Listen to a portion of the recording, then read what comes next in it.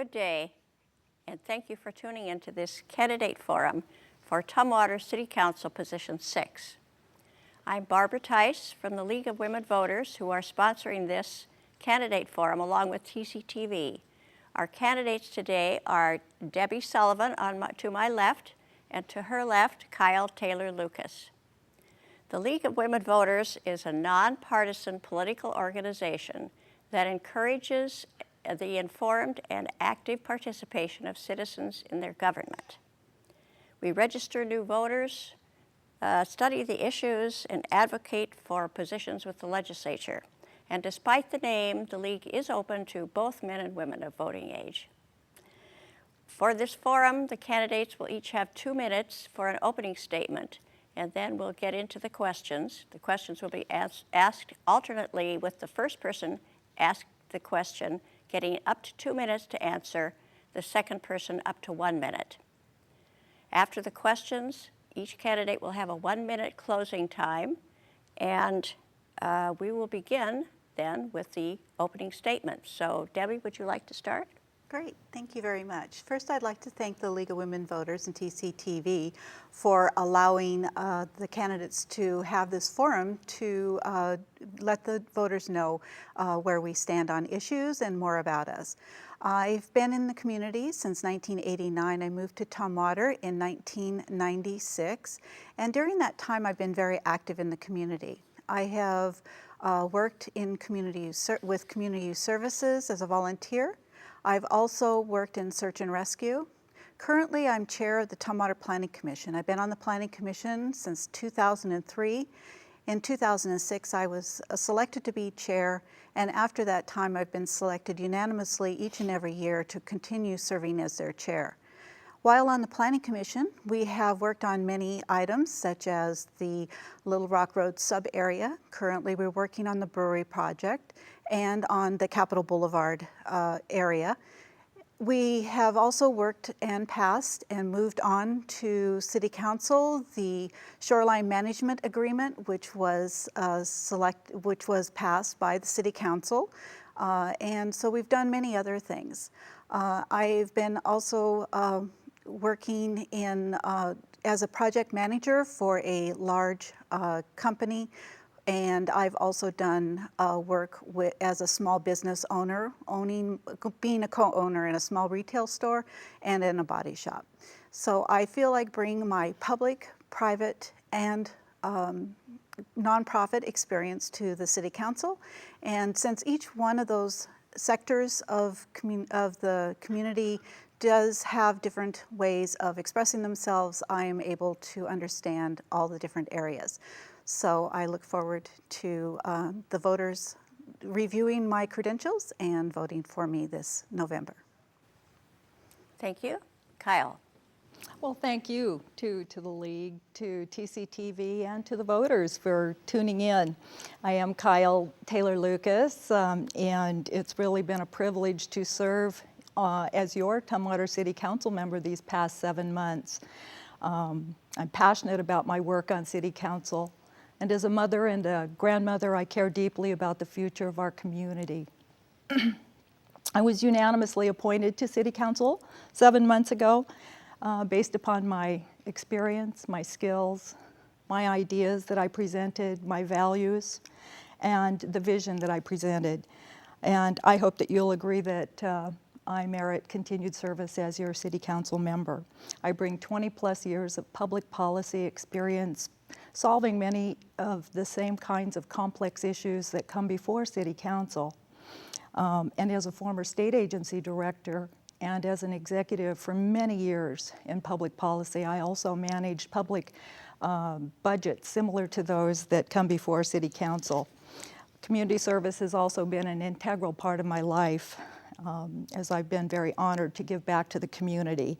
I serve on the United Way board and the Community Action Council, and I also volunteer on many issues affecting the most vulnerable among us, our children, elders, the disabled, and veterans. I've done a lot of work on poverty and homelessness in the community, for salmon recovery, environmental stewardship, and to address climate change. I would point out that I'm endorsed by our mayor. I'm very proud to be endorsed by Mayor Pete Komet, Senator Karen Frazier, County Commissioner Sandra Romero, and Karen Valenzuela, among many other local leaders.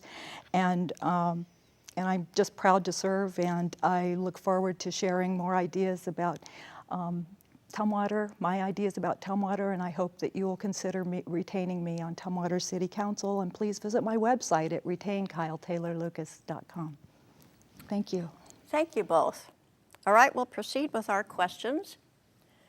Question number one, and I think we'll start at the far end of the table with you, Kyle. What are your budget priorities for the next 4 years for Tumwater? Well, thank you. I think number one has to be, of course, essential public services. We have to maintain our roads, and we have to ensure that our utilities are managed. We have a water issue that we're trying to address that's been long-term challenge for us, and that we are resolving. And there are a lot of exciting public-private partnerships that we formed that I think are going to be essential in these very difficult and challenging budget times. So essential public services, public safety, of course, police and fire, those are number one. And then we have Tumwater's on the precipice of some really exciting things with our major planning projects, the Brewery District revitalization and the Capitol Boulevard redevelopment projects. And the community has been wonderfully engaged in the visioning process there, and I believe we really need to focus efforts on making those projects move forward, working with the community, and then also, I would just say, I think that we need to address some of the other issues that we haven't necessarily talked as much about. And I think part of it can be done within the projects that we're doing right now, but the Thurston Regional Planning Council has released a couple of reports this year about the dearth, the very huge significant lack of affordable and diversity of housing, and affordable housing and diversity of housing in Tumwater and in Thurston County. And I think that we need to make we need to focus upon efforts to address those issues. Thank you. Thank you. Debbie? Well, my top budget priorities would also be essential services. We had a levy lid lift, which provided additional resources to add a fire truck and to remodel to do the police station expansion, add firefighters. But I think we need to keep open the North End Fire Station and keep it open. So we are at the max of our property tax, so we need to do some other things to bring in more revenue into our community. And one of those would be through development of the Little Rock Road sub-area and some more of our commercial areas. We need to do something that makes it a little easier for businesses to move into Tumwater. We do have a large day-type population that leaves every day at 5 o'clock, so that doesn't necessarily maintain some of the evening restaurants and some of the shopping that we would like to do. So I would like to see more diversity in jobs, the development of the port, which would bring in more revenue, that would provide the services that we need for roads, police, fire, and other essential services. Thank you. All right. Next, you're up, Debbie. The Thurston Regional Planning Council's current proposal for future sustainability in the region calls for significant policy changes for local governments. What is one area where change is called for, and how would you propose to deal with it?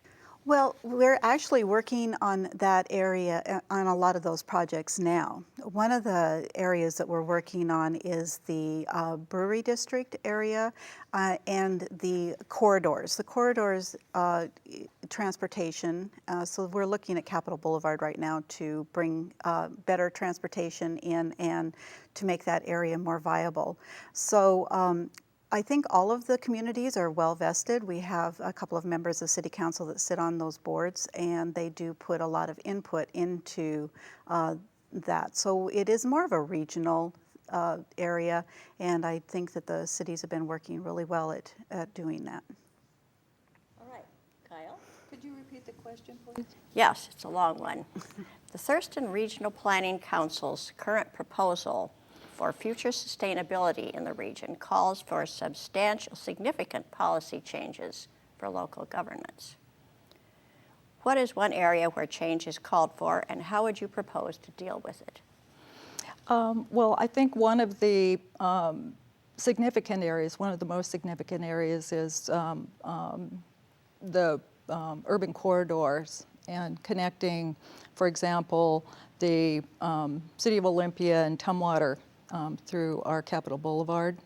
And I think focusing upon a variety of mixed use development with perhaps some flexing of zoning options and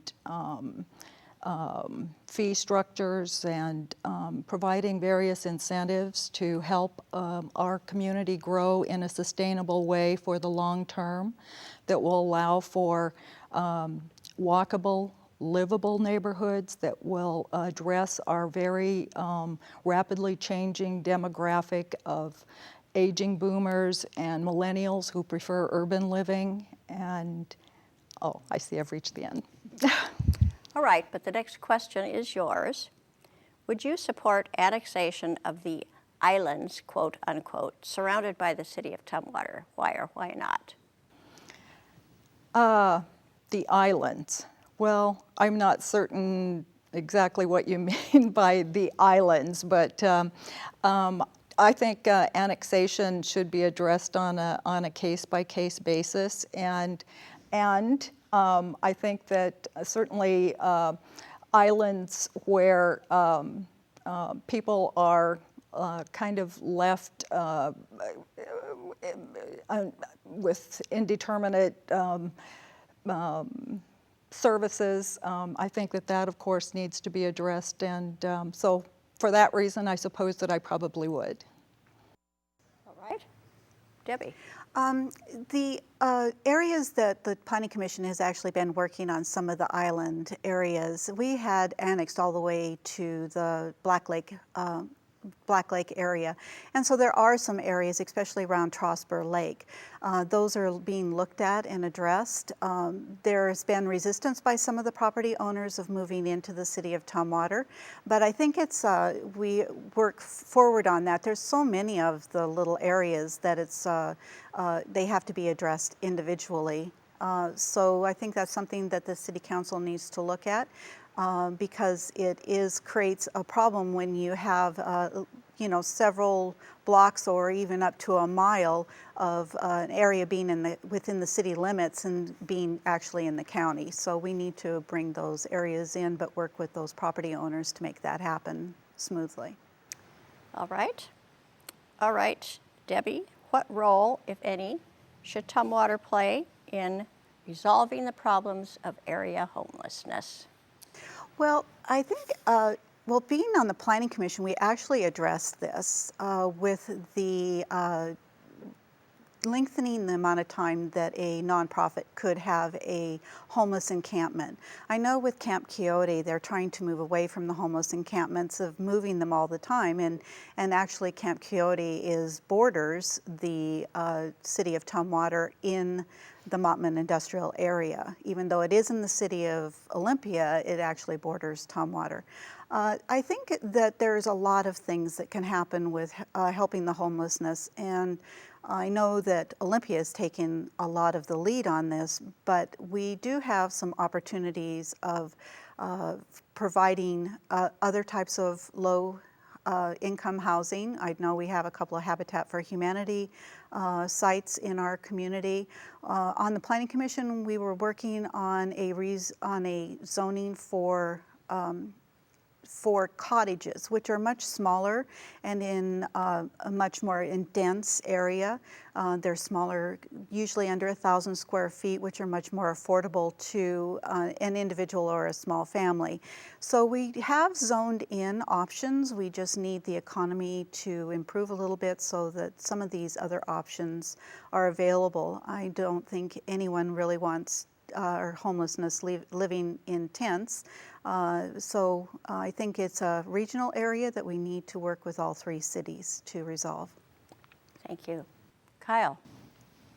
Well, I think that if we really truly seek to be a sustainable community, that we must address concurrent to environmental issues, we must address social and economic justice. And I think that it's the role of all local governments to take an active part in that. And I appreciate the regional efforts that the City Council is engaged in to try to address some of the issues of homelessness, including Camp Coyote. I think that it's a crisis really now that I think that we need to address, and again, with public-private partnerships that are ongoing, work I've been doing on the Community Action Council and that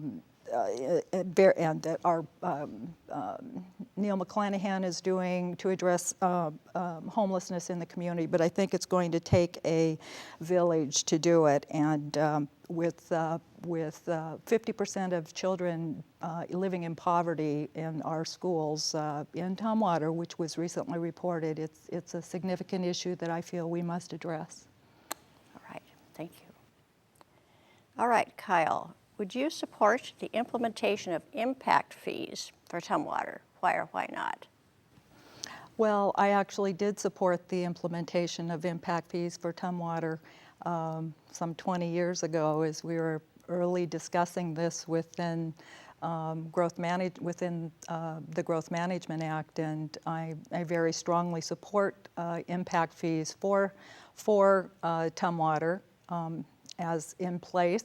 But I think that there are also some important things that if we are really going to if we're going to seriously address affordable housing issues and homelessness and ensuring that every individual has a roof over their heads, which I believe every human being is entitled to, I think that we need to be more creative in the way that we address some of our rules and our regulations. And impact fees, I think, could, in order to address increased affordable housing opportunities, one way that we could look at doing that, as has been discussed in numerous of our local meetings, is to maybe look at options for delay of some of the fees, not just the impact fees, but others, some other zoning